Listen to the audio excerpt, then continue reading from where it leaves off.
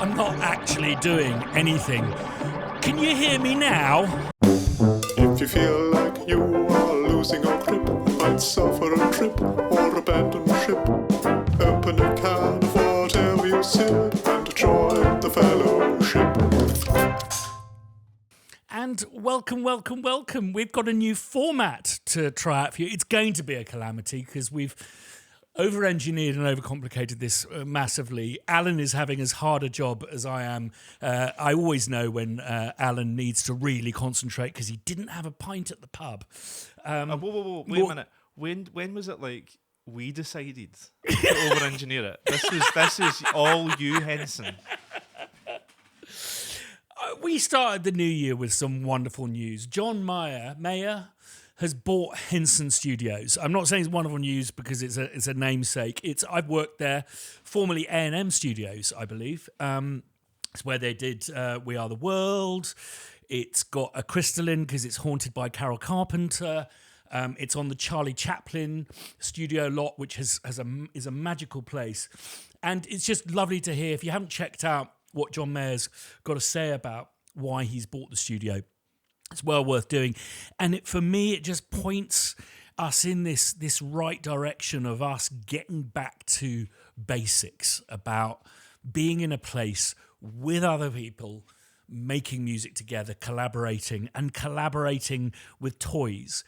So as part of this new format, what I thought I'd do is a bit of a segment of trying out some stuff, whether that be in the box, but largely out of the box. And today we're going to do some bleepy bloopies with this new piece of kit, the lovely Knife Drop, which I believe is it's a thing that is made by John White in collaboration with Eventide, part of his Third Man series. He has this amazing studio complex, which is also a pressing plant and a label.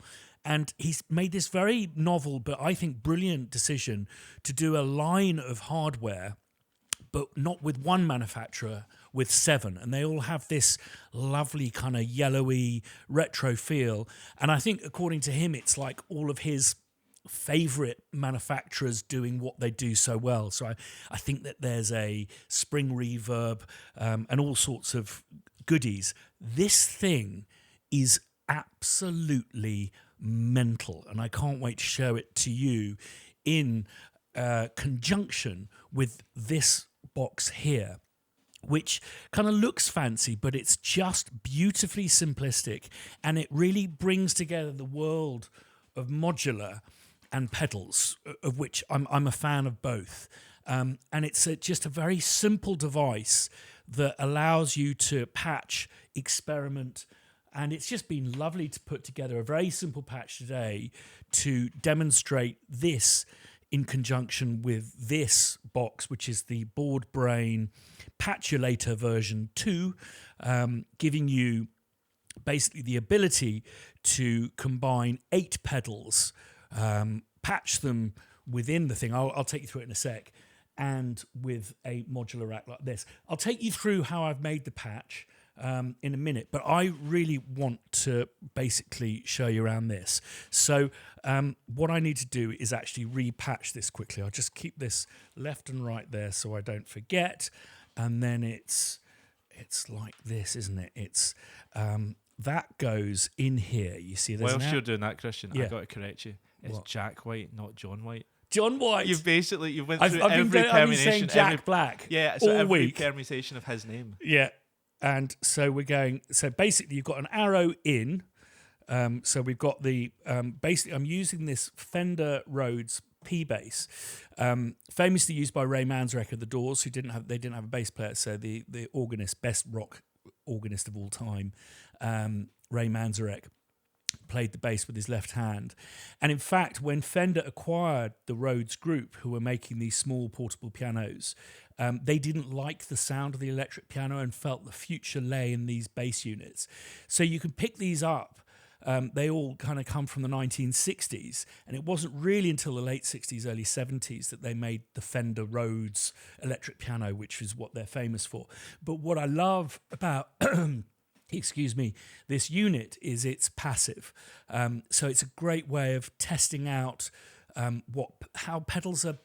I guess they're designed to work with a kind of an instrument level, a guitar level, and I'll take you through how this can work with both a line level and an instrument level. So basically, what I've got the keyboard coming in here, which has got a little dotted line there, and I'm basically going to connect it to that jack there. And then we've got a jack coming in here, which I'm going to connect there. And I'm going to plug that into this jack here. And just do a quick repatch here. And let me just turn everything so it's midday on this, so we have a kind of a level playing field to start with. But first of all, because... Ooh, naughty business. Okay, so what I'm going to do... This is the sound of the Fender bass. It's got a lovely round tone. It doesn't actually go particularly low, but when massively amplified, it's very similar to, imagine playing a Fender P or a Fender Jazz up on the neck. It produces these subtones, which are really, really bassy. And we've looked inside, and the design of the tines, the Fender Rhodeses, or the Rhodes electric pianos, are actually based on the dulcitone. So what's in there, these tines, they're actually tuning forks. And it's basically got a kind of a pickup mechanism, not dissimilar to a guitar. But anyway, so what the famous bass line from Light My Fire, Ray Manzarek there. So this is the sound of the thing. Now I just want to check. Oh, pardon me. So then when we turn this thing on, just all hell breaks loose. This is Jeremy White. Sorry. So.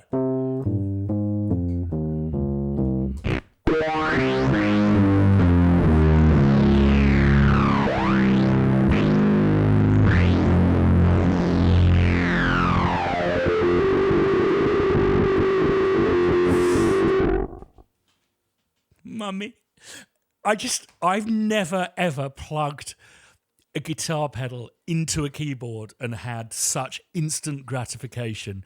And this for me is the definition of. By the way, I bought this. We're not sponsored. I saw it on a YouTube video and I want to hear this through that. It's just pure filth. These things like distortion, I never buy unless they're actually it never convinces me unless it's going through a cab or some tubes and stuff. And it's very interesting because when you switch it on, just let it power, drain, gap. There's a microprocessor in there. I think it's Eventide, and I think it's kind of some favourite bits from. Is it a B9 or a D9?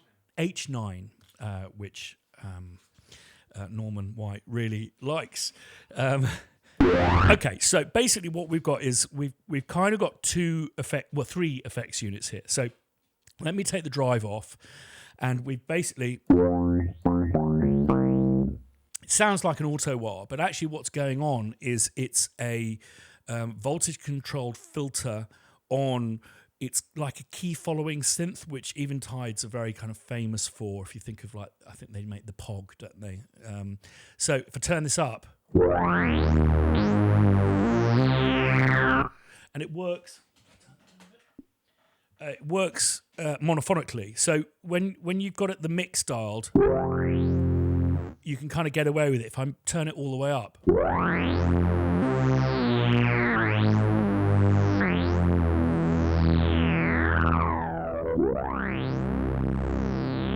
So So that's the synth aspect. Then you've got the drive.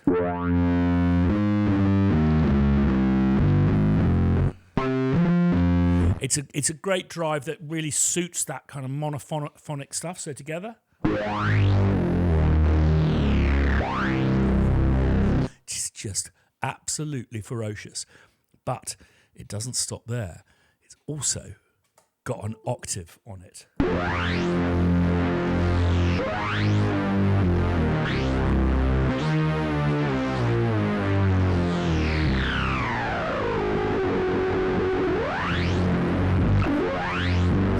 Mayhem. If you press this button, it goes red. So basically, green is one octave above, red is an octave above and below. So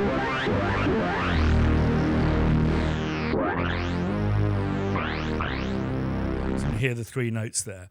And you've also got this button here, which is, I don't know what it does. It just, for me, it sounds extra.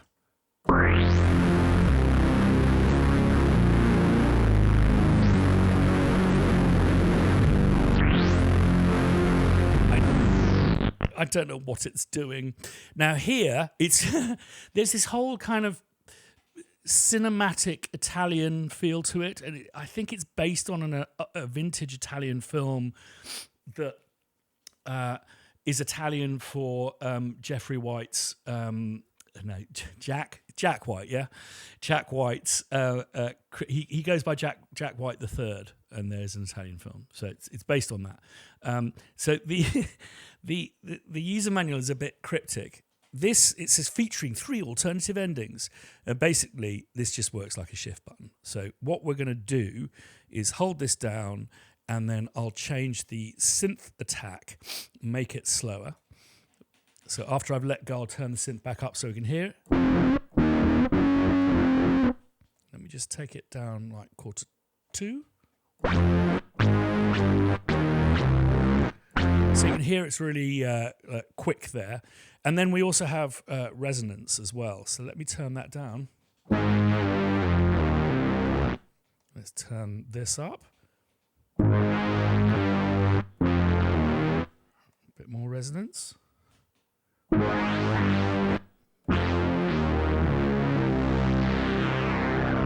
And then we've got cut off here. Let's turn that up to about here. Turn it all the way, all the resonance up, and the attack down. Let's just put these back to that. Suddenly got your cold, Alan.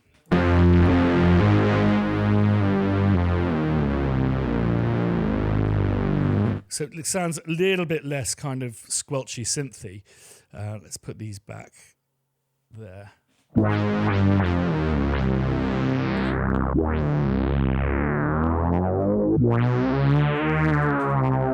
I'm overloading something, but that's the point. If we just look at the back here, it's a mono in, and then it's got 2 outs, but they're 2 mono outs, so it's like a split signal, which is great for if you're wanting to run it into your DAW. And these kind of things, you need to perform with them.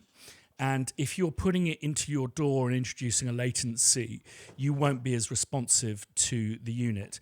It's got a USB, which I think connects it so you can connect with the Eventide software.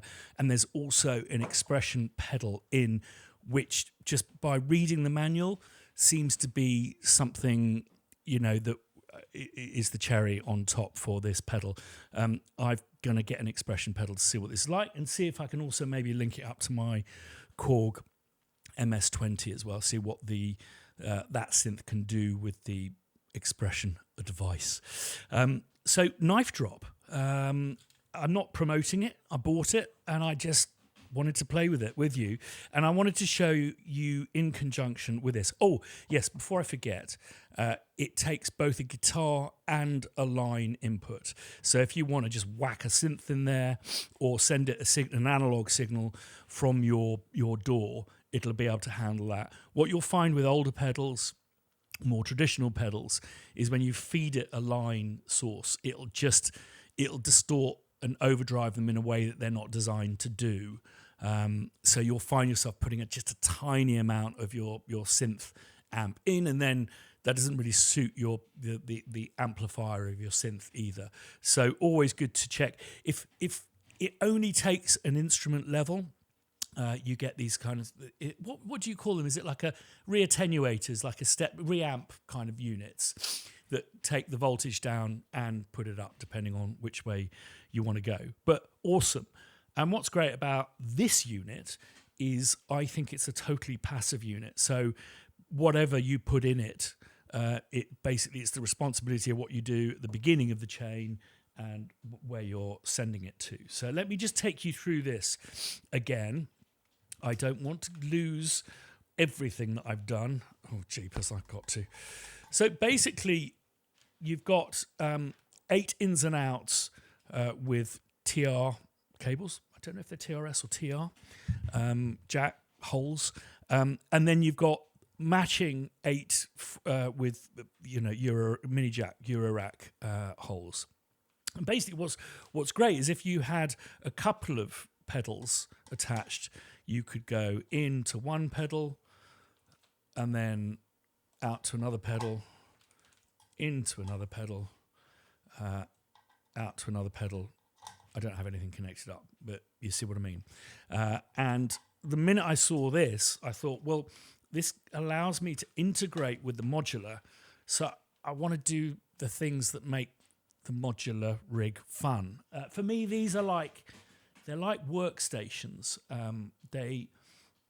It's not all about bleep and bloops. I'm going to use it today basically as an effects unit, and you can create some very, very complex, but also I'd say incredibly individualistic sounds by combining stuff from different manufacturers. The only language it speaks is voltage. I think a lot of people think that these are all analog.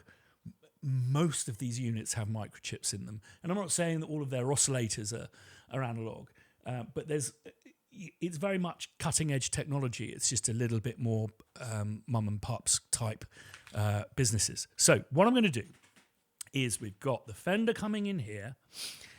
We don't want it to go through there. I'm going to send the Fender straight out to here. So in, out, shake it all about. I'm going to repatch this. Where was it? In there. And I'll take you through the patch in a sec. What we'll do is we'll put... I've done a video that seems to be doing really well about it's kind of like a quick guide to modular, because it's not complicated. It's just a lot of acronyms. And I've also done a cheat sheet, which you can just download the PDF for free, or you can buy it as a poster if you want. So basically what I've got is Fender coming in there, out there, into what I call Frankensynth, because it's made up of lots of different parts. And I'll take you through where that's going. And then basically I've got an output from Frank into here,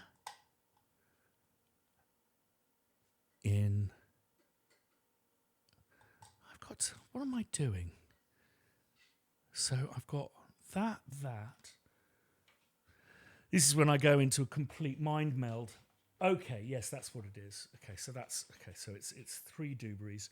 Okay, so I've got into this, which goes there, and then out of that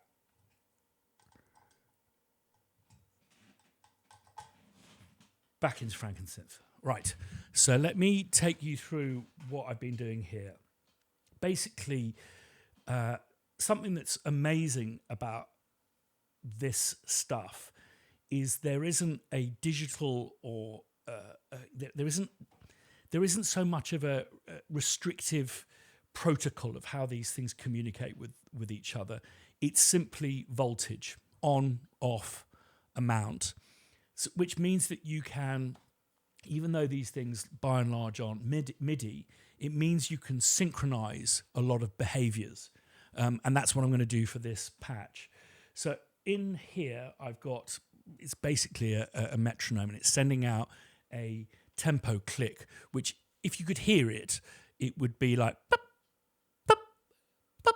It's just a little burst of voltage that things like this, which have microchips in them, interpret and do things like subdivisions of beats. So if you see, basically we've got this thing here is plugged in via here, and what you'll see is when I adjust the tempo on this, you'll see the flashing, which indicates voltage. Turning it down,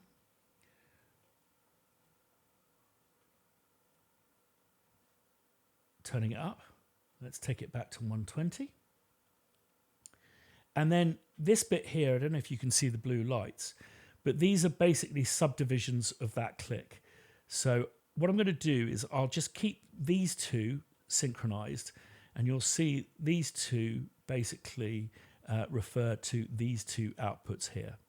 So I've got the on and off machine, this one, locked to the clock here, going into an amplifier. And what the amplifier does is obviously kind of boosts the signal, amplifies it. But also what it can do is you can control the amplifier through CV, or what's called control voltage. So that's where this purple lead is going, into the CV input. We've got the Fender coming out, just going in up there, and then coming out and going in. And then we've got an output into this, into the pedal. And what this is doing is basically switching on and off the amp. Now, I haven't connected a envelope, so it'll be a bit clicky, but let me turn this off. Hopefully, we'll be able to hear something.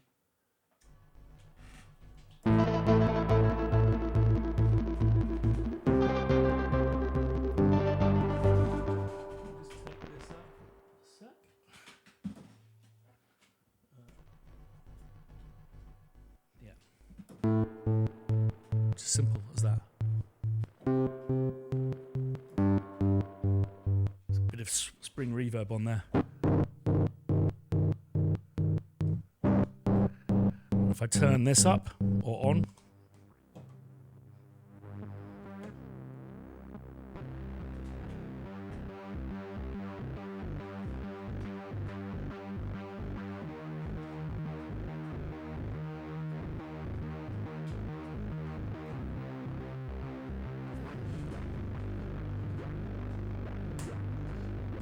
switch that off, thank you very much. So basically we're gating the Fender into the knife drop. We can do all sorts of funny stuff with the knife drop, but then what I'm also doing is taking this on and off machine, this gating unit, sending out, it's not like tempo clicks, it's actual on, off, it's opening circuits and closing them, gating. This is being sent to a delay and reverb unit, which I basically just went until it made a sound that I liked. So let me just bring that all up. Plug it in.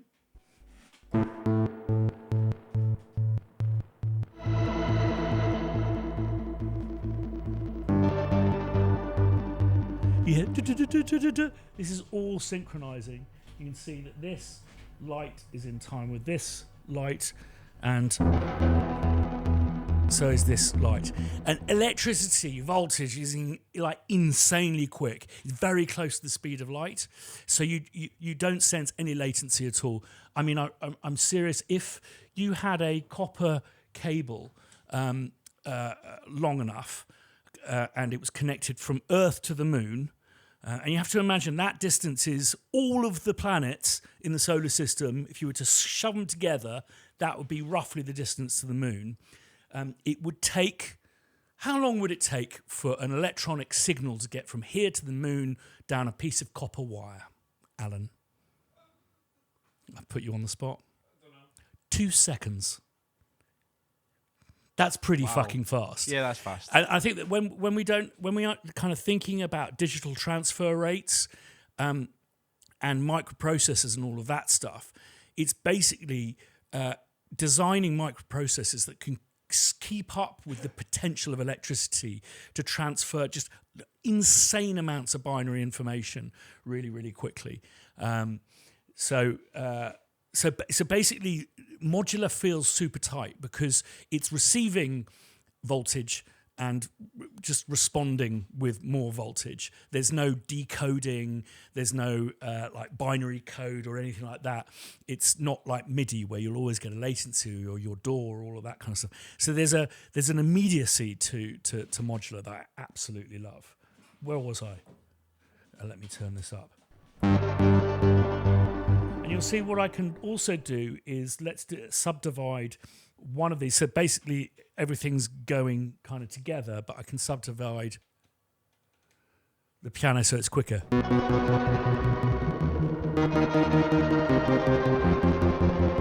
Or slower.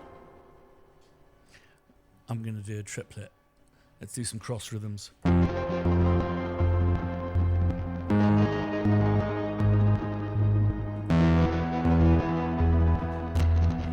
Bit of knife drop?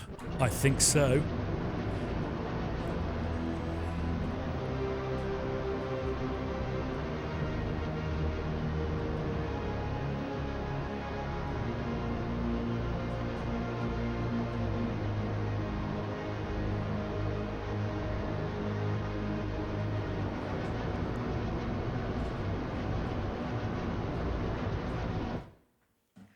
It's nice when it stops though, Alan, isn't it?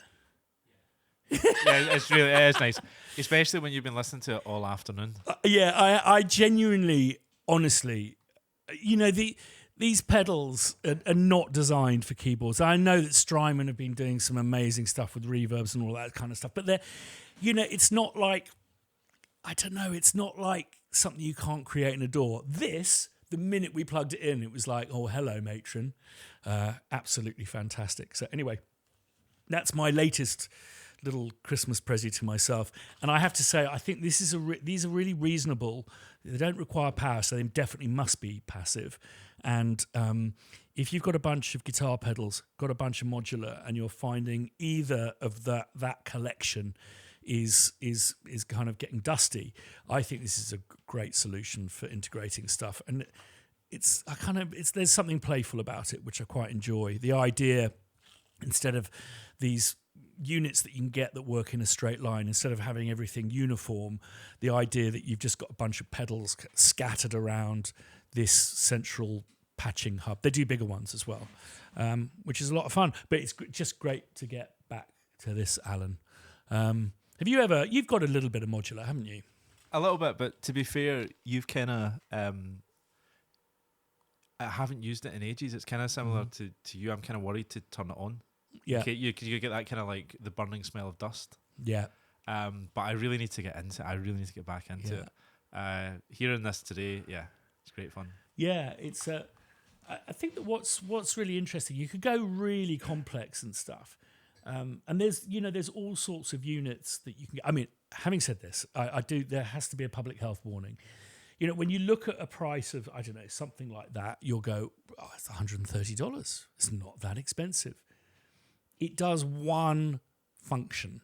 So a friend of mine said, oh, I really want to get into modular. I just want a really good first module to start with. And I said, well, you'll need power. And they went, no, that's really boring. Can I get something more interesting? It's like, yeah, but it won't make any noise because you won't be able to plug it in. If you suddenly count across all of those 130 quid, sometimes 200, sometimes $300, it can become a complete money pit. But if you ever get the opportunity to fiddle around with them, it's something that is very, very different from the way that we make music in the box. And what's nice about it is I relate to it because it's still me on my Todd in a little world of my own. But there's just something that just feels a lot more satisfying about it, healthy about it. And the way that I work with these things is, I'll do some clocks. I don't think I've ever synchronized it to my laptop. But what I'll do is I'll just leave something running, a tape running or a computer running. And there'll just be those, oh, what was that? And that's the thing with these things is you leave the room, you come back and they never sound quite the same and often not as good. So leave the tape running and then you just have this amazing library of different things that you've done that can, form the basis for what you're up to. I think the other thing that's really interesting is when you start plugging stuff in, you get a knack, because these things aren't designed to work together. They're not specifically, you buy this and then you buy that. They're all different manufacturers from all over the world.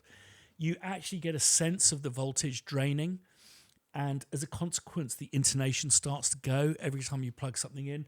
And that, for me, is what gives you that very natural sound. And I hear a lot of people trying to emulate what the Newton brothers did with Stranger Things. But the dead giveaway is everything's always in time.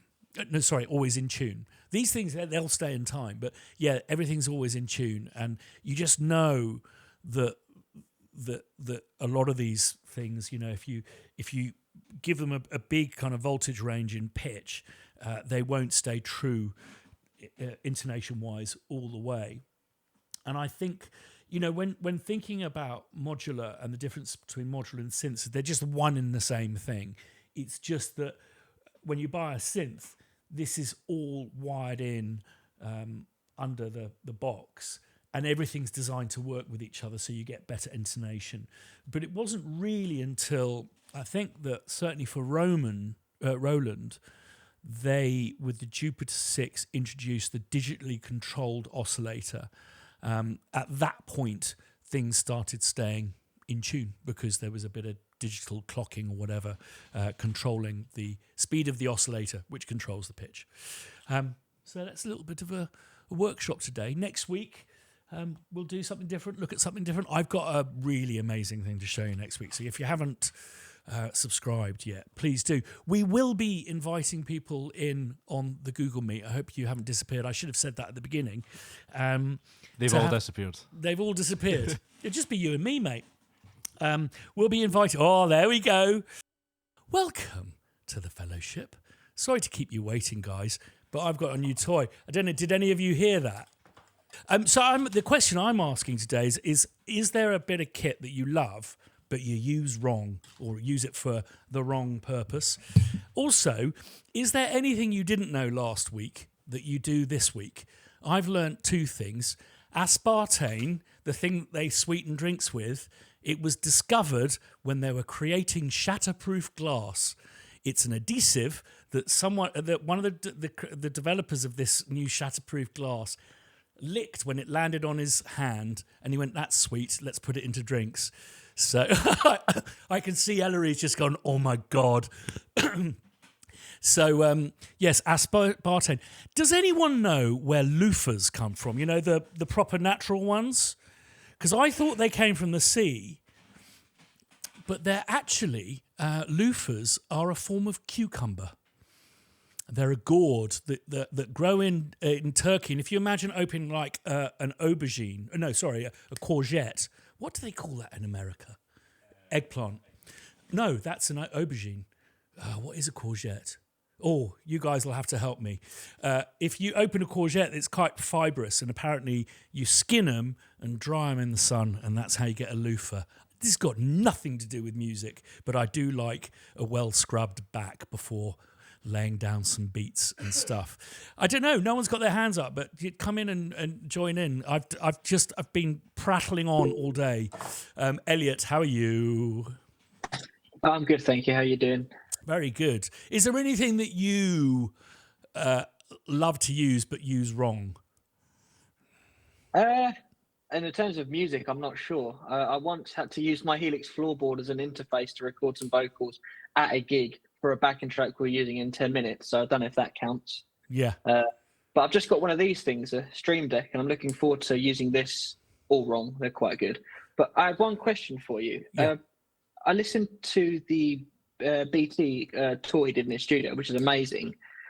In that, he said about plugging the output of something from your Jupiter 6. Did you do that? And does it sound amazing? We spent the entire day looking for my Jupiter 6. It mysteriously disappeared. And I thought, have we had like some kind of chance burglar come who's got really good taste in vintage? Well, kind of okay taste in vintage synths. And no, it's actually at the doctor's. But Elliot, I'm gagging to try it. And in fact, with the expression pedal on this, I want to do that as well. Like maybe put some synths into it. So yeah, but I'm intrigued because I really don't like the Jupiter 6 at all. So yeah, I really want to try that. So yeah, I will advertise it and we'll do it on one of these workshops, which would be fun. Nice. Talk about using stuff wrong. I remember, I think they were in the band The Orb, and there was this one guy who was like a gear pyromaniac. He liked plugging audio inputs into the mains, and he said that he'd really fallen out with one of his bandmates because he really went through this stage of plugging SCSI cables, which is like a data exchange cable, plugging SCSI cables into the mains and just making sure the tapes were running to see. He loved recording gear dying, which I thought was pretty cool. So I don't know if anyone else has learned anything new this week or uses something wrong. Ellery, how are you? I'm good, thank you very much. So I was just scratching my head about like what do I use wrong, and the first thing that comes to mind is I don't use Cubase correctly. I don't think I figured out how to do like the absolute minimum of what I need to do to make tracks, and then I've just stuck with that, and I'm like, right, well, this works. And I know that there's a whole lot of stuff that I still need to learn how to do, but I'm a bit lazy like that, I think, and I admit that. But there's loads, and so because you were talking in the other podcast about, switching from using what you are using and trying out other doors, I thought I need to look into that a bit more. I had a Reaper installation when I moved to the Isle of Man, I think, because I was trying. I bought myself a microphone because I don't know if you know this about me, but I had my heart set on being a singer-songwriter, and I actually did a whole bunch of tracks, and then sort of that all fell away, and then I came back to music, but then was using Cubase and doing the orchestral stuff, which I really loved, and I was like, oh, this is definitely what I need to do. But yeah, I just Cubase. I can insert a track and make stuff, and then tweak the reverb and fiddle with the EQ and all of that, and just do what I need to do to make it sound okay, and that is about it. So mixing, what is mixing? Amongst friends. Yeah, you know what I meant. Yeah, so that's me. I'm going to be doing a tutorial on mixing strings longs because there is an inherent problem with sampling that I want to really demonstrate, and there's some really good ways of circumvent. I mean, just the kind of the elevator pitch for this tutorial is the fact that when you have a sample, say you've got 20 players, 10 microphones and 1 hall, the minute you press 2 notes, you've got 40 players, 20 microphones and 2 halls. And basically the fundamental will start, just particularly if you're doing stuff that's in close harmony, will start screaming out. And it's quite a difficult thing to get rid of. Multiband compressors don't really do the job. And I think it's one of the reasons why a lot of the really rich sample or orchestral music that was initially written on samples tends to be very big spreads. Because if you were to do like a bit of Eric Whitacre on a string sample, I don't think it would be very pleasant to listen to. So I think that's very interesting. I mean, just so you know, Ellery, Hans and his coterie, I think that's an okay word to say, they're all on PC Cubase, just so you know. So don't feel that you have to make the switch. But the one thing I would recommend to everyone, I know it's boring, but maybe at least for the next 5 years is to get your head around Pro Tools. Otherwise, there will be points in your career where you're having to let people who are not musicians edit your music for you, which is I've got some real disasters there. Yeah. Thanks, Thanks, Christian. Thanks, Hilary. Jeremiah. Hello. Hi. Yes, your mention there of using bits of gear to in unconventional ways. It made me think of there's a local pedal company here in Vancouver, as there are a couple, and it's called Freaksynth, Freq. Great companies. This one guy just does this for fun, and he's got like only a couple pedals because he just does this in his free time. But one of them is called Amp Death, and it reminded me of what you said about like controlling power and causing it to sometimes sound like it's dying, and this pedal is essentially that. At first, I thought, I'm never going to use this. I'm never going to buy it. Last thing, and they're pretty affordable, but I'm just never going to bother because it's just not for me. The more and more I thought about it over time, the more interesting it sounds to me as a concept, and it actually really emulates this like dropout, overdriven, ridiculous sound. Yeah, really cool stuff. He also does like a slow gear version of his own, and it's pretty neat. But yeah, like Amp Death, big knob on it, really cool looking stuff. That sounds right up my Strasser. You've just cost me some money. Amp Death. I know exactly what you're talking about, and I've been dreaming of making a sample library based solely on the ends of reverbs from really shit budget digital reverbs like microverbs and stuff, because it starts to flutter and really fail.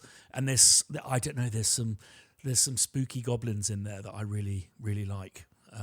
But I love it when something that's overdriven, it just that overdrive stops or the feedback stops. There's just these wonderfully symphonic things that happen. It's a little bit like birdsong, isn't it? It's really interesting. But I'll definitely check that out. Talk about one of my favorite instruments is definitely using something wrong, which is, I don't know if you guys have ever heard of a trumpet fiddle. They were popular for about 6 months in the 1920s, and there's some really funny pictures of men wooing ladies with big dresses playing their trumpet fiddle, and it's a gramophone horn stuck to a stick with one string. They sound absolutely fucking awful, but there's a guy on Princes Street in Edinburgh who manages to make this thing sound amazing. But that's a favourite of mine. We've got Lonnie waiting. Lonnie. Happy New Year's, everyone. And to you. This is my first time here, second time actually on video, but first time talking. So a little bit nervous about that. But talking about using equipment the wrong way, going back years ago when I was younger, when I got my first guitar, electric guitar, I didn't have an amplifier. What I had was a record player with some speakers that sounded pretty bad because it was a very cheap piece of equipment.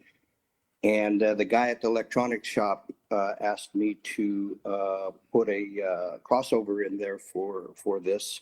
So I took the speakers apart and put the crossover in there and plugged my electric guitar in, and it sounded absolutely horrible. And so I went back to the guitar shop, and I was telling the guy about it, and he sold me a really inexpensive distortion pedal. And I went and plugged that in, and oh my God, it changed my world. But I think I cleared the neighborhood. It was so god awful sounding that I loved it. Yeah. I love that. I remember the first time I heard something that I was playing really amplified, and I remember buying this second-hand hi-fi and thinking, I don't have any reverb, so what I'm going to do is stick the speaker out of my bedroom window and record the echo off the off the buildings opposite. And my mum just came running out. She's going, Christian. She didn't say what the fuck, but it was implied in her tone. What on earth do you think you're doing? One of my favourite pimps or hacks. I think one of the best microphones for recording kick drums is an NS10 speaker.